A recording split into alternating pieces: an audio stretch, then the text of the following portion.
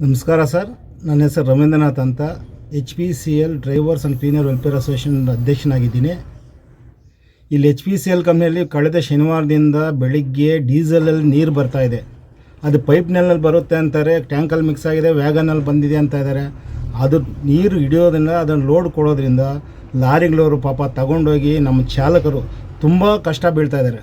ಇಲ್ಲಿಂದ ತಗೊಂಡೋದ್ರೆ ಅವ್ರು ಅನ್ಲೋಡ್ ಮಾಡಲ್ಲ, ಬಕೆಟಲ್ಲಿ ತೆಗಿ ಅಂತ ಹೇಳ್ತಾರೆ. ಬಕೆಟಲ್ಲಿ ತೆಗೆದ ಮೇಲೆ ಅದನ್ನು ಶಾರ್ಟೇಜ್ ಬರೀತಾರೆ. ಆ ಶಾರ್ಟೇಜನ್ನು ಈ ಟ್ರಾನ್ಸ್ಪೋರ್ಟರ್ ಬಾಡಿಯಲ್ಲಿ ಇಟ್ಕೊಳ್ತಾರೆ. ಮತ್ತು ಚಾಲಕರಿಗೆ ತಿಂಡಿ ಸಿಗಲ್ಲ, ನೀರು ಸಿಗಲ್ಲ. ಅಷ್ಟೊತ್ತವರೆಗೂ ಹೋಗಿ ಬೆಳಗ್ಗೆ ಕಷ್ಟ ಬಿದ್ದೋದ್ರೆ 150 ಕೊಟ್ಟು ಊಟ ತಿಂಡಿಗಾದರೂ ಕೊಡಲ್ಲ. ಅದನ್ನು ಕೊಡಲ್ಲ. ನೀನು ನೀರು ತಿಂದಿದ್ದೆ ನಿನ್ಗೇನೂ ಕೊಡೋಂಗಿಲ್ಲ ಅಂಥೇಳಿ ವಾಪಸ್ ಕಳಿಸ್ತಾರೆ. ಅಲ್ಲಿಂದ ಅವರು ಬೈಕೊಂಡು ತಂದ್ಕೊಂಡು ಔಷಧಿ ಬಿದ್ಕೊಂಡು ಬರ್ತಾಯಿದ್ದಾರೆ. ಡಿಪೋಗಳಲ್ಲಿ ಹೋಗಿದರೆ ಓಲ್ವೋ ಬಸ್ಗಳಿಗೆ ಏನಾದರೂ ನೀರು ಹೋಗ್ಬಿಟ್ರೆ ಅದನ್ನು ಇಂಜನ್ನೇ ಹಾಳಾಗ್ಬಿಡುತ್ತೆ.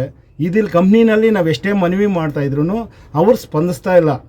ಬೇಜಾವಿಂದ ಇದಕ್ಕೆಲ್ಲ ಕಾರಣ ಮೇಯ್ನ್ ಆಪ್ರೇಷನ್ ಮ್ಯಾನೇಜರ್ಗಳು. ಅವ್ರು ಯಾರೂ ನಮ್ಗೆ ಸ್ಪಂದಿಸ್ತಾ ಇಲ್ಲ. ತುಂಬ ಕಷ್ಟ ಆಗ್ತಾಯಿದೆ. ಬರೀ ನೀರು ಇವತ್ತು ಮಧ್ಯಾಹ್ನ ಕ್ಲಿಯರ್ ಮಾಡ್ತಾರೆ, ನಾಳೆ ಬೆಳಗ್ಗೆ ಮತ್ತೆ ನೀರು ಬರುತ್ತೆ. ಮಧ್ಯಾಹ್ನ ಕ್ಲಿಯರ್ ಮಾಡ್ತಾರೆ, ನಾಳೆ ಬೆಳಗ್ಗೆ ನೀರು ಬರುತ್ತೆ. ಇದನ್ನು ಯಾವ ಥರ ಮಾಡ್ತಾಯಿದ್ದಾರೆ ಅನ್ನೋದು ಗೊತ್ತಾಗ್ತಾಯಿಲ್ಲ. ವ್ಯಾಗನಲ್ಲಿ ಬರ್ತಾಯಿದೆ ಅಂತ ಒಂದು ಸಾರಿ ಹೇಳ್ತಾರೆ, ಪೈಪ್ಲೈನಲ್ಲಿ ಬಂದುಬಿಡುತ್ತೆ ಅಂತ ಒಂದು ಸಾರಿ ಹೇಳ್ತಾಯಿದ್ದಾರೆ. ಅದು ಯಾವ ಕಡೆ ಬರ್ತಾ ಇದೆಯೋ, ಯಾವ ಕಡೆ ಹೋಗ್ತಾ ಇದೆಯೋ ಅರ್ಥನೇ ಆಗ್ತಾಯಿಲ್ಲ. ಇದರಿಂದ ನಮ್ಮ ಚಾಲಕರು ತುಂಬ ಕಷ್ಟ ಬೀಳ್ತಾಯಿದ್ದಾರೆ. ಅದರಿಂದ ಲೋಡ್ಗಳು ಹಿಡಿಯೋದು ಬೇಡ ಅನ್ನೋ ತೀರ್ಮಾನಕ್ಕೂ ಬಂದಿದ್ದಾರೆ. ಇದೇ ಥರ ನಾಳೆ ಬೆಳಗ್ಗೆ ಏನಾರ ಬಂದರೆ ನಮ್ಮ ಟ್ರಾನ್ಸ್ಪೋರ್ಟವರು ಯಾರೂ ಲೋಡ್ ಹಿಡಿಯೋಕ್ಕೆ ಮನಸ್ಸು ಮಾಡಲ್ಲ. ಯಾಕಂದರೆ ಅಷ್ಟೊಂದು ಕಷ್ಟ ಆಗುತ್ತೆ. ಒಂದು ಕ್ಲೀನರ್ ಡ್ರೈವರ್ ಹೋಗ್ಬಿಟ್ಟು 250-300 ಲೀಟ್ರ್ ಬಕೆಟಲ್ಲಿ ತೆಗೆದು ಸೈಡ್ಗೆ ಒಯ್ಯಬೇಕಂದ್ರೆ ತಮಾಷೆ ಅಲ್ಲ.